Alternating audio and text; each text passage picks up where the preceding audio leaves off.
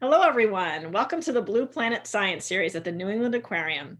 The focus of today's video and this month's series is on the aquarium's Marine Conservation Action Fund, or MCAF as we call it. Just like the MCAF program itself, this series is going to take you all across the globe and introduce you to some remarkable pioneers in ocean conservation. I'm Elizabeth Stevenson, Director of MCAF, and I've been leading the program for 12 years. Hello, everyone. I'm Bess Edwards, MCAF Coordinator, and I have been working with the program for over 9 years. MCAF is a granting and fellowship program that helps to support the efforts of ocean conservation leaders across the globe. It is housed in the aquarium's research and conservation arm, the Anderson Cabot Center for Ocean Life. Through MCAF, we do two things. The first is we provide small grants to support ocean conservation projects run by local leaders.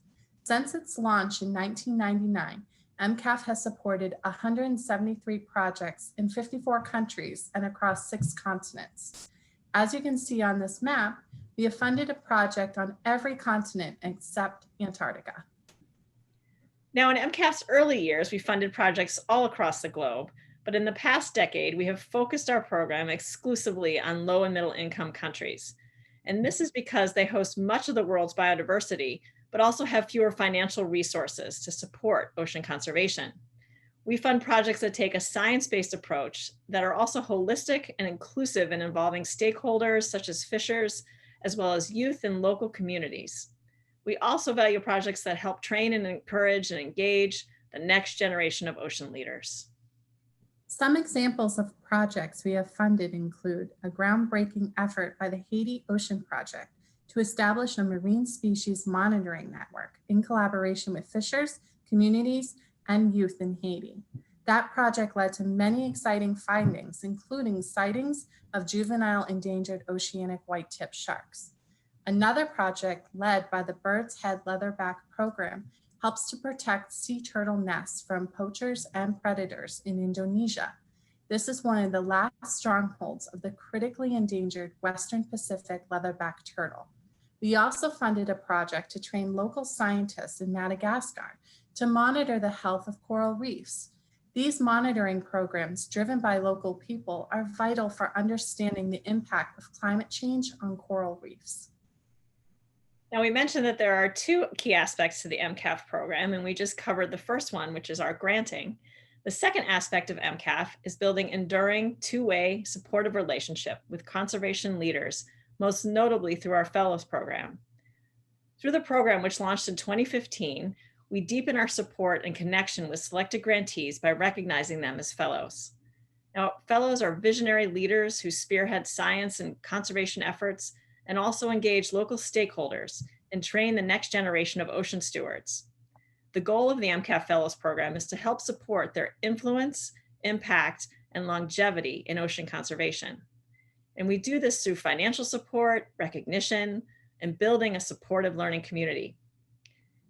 Now, a signature part of the MCAF program has been having fellows visit the aquarium in Boston, where they would share their work with our researchers, our audiences, aquarium educators, youth in our programs, and in local schools.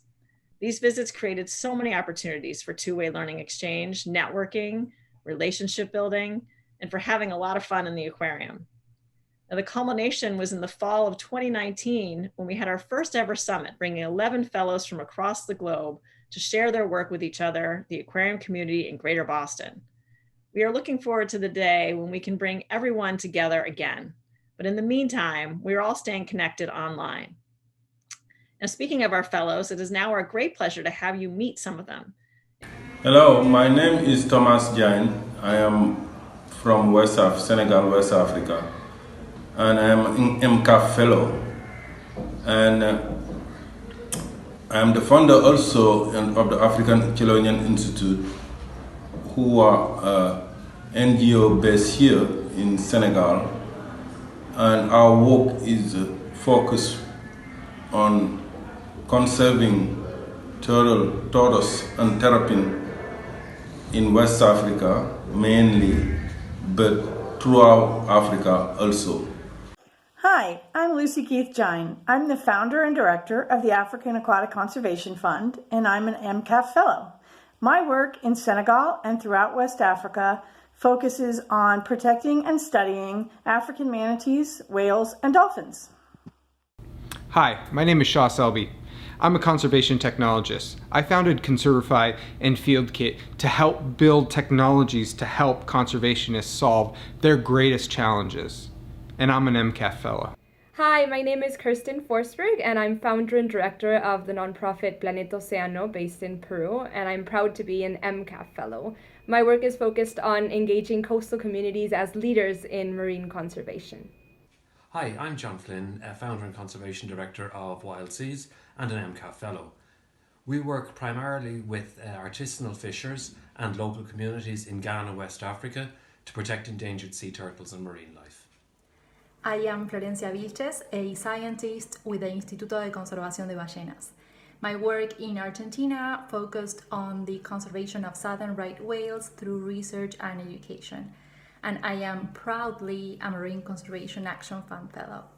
Hi, I'm Daniel Fernando, and I'm the co-founder of Blue Resources Trust, a Sri Lankan-based marine research and conservation organization.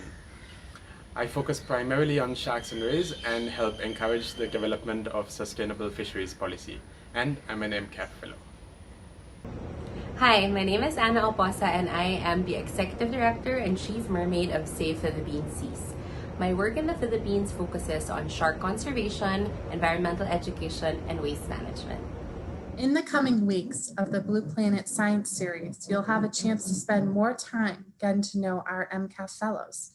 Next week, we'll be sharing a conversation between MCAF Fellow Argentinian marine scientist Florencia Vilches and one of our researchers, Kelsey Howe, about the right whales they study in different hemispheres.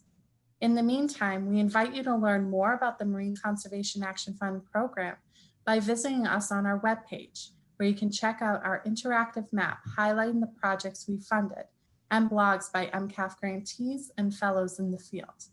You can also find us on Facebook and Twitter, where we post news about projects and fellows.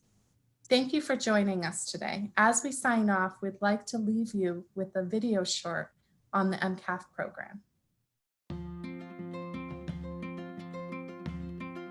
We started the Marine Conservation Action Fund about 20 years ago because we knew that we wanted to magnify our reach beyond our region here in New England.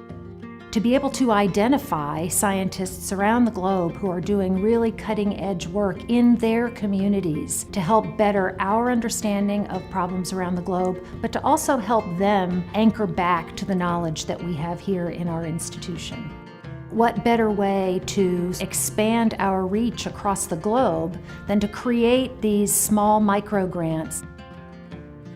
We are looking at people who, against some great odds, are trying to solve challenges, very real challenges in their local communities.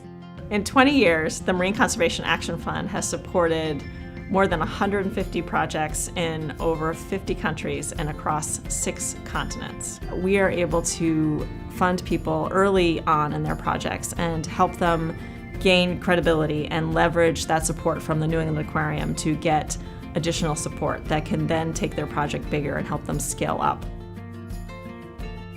So one of the things that inspires me most about the people that we're supporting across the globe working in developing countries is how innovative they are in their work to bring about conservation results.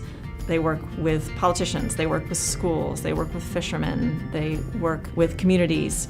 I think of them as Renaissance people because they don't restrict themselves to simply science. They know that they need to be engaging a diverse group of people to make conservation happen over the long term. And I think that's a real lesson for all of us here and seeing how they do it and the creative ways that they do that and they bring people to the table. No institution can take on the magnitude of the challenges facing our oceans today. This link between climate and oceans is unequivocal now. And so we have to work in partnership with other scientists, with other organizations, with government. None of us can do this alone. I really think the New England Aquarium is poised to reimagine and redefine what does the aquarium of the future mean? How do we use this powerful platform to influence policymakers, to engage a community of scientists around the world and to really begin to create this very powerful network across the globe that can become a movement in support of ocean conservation.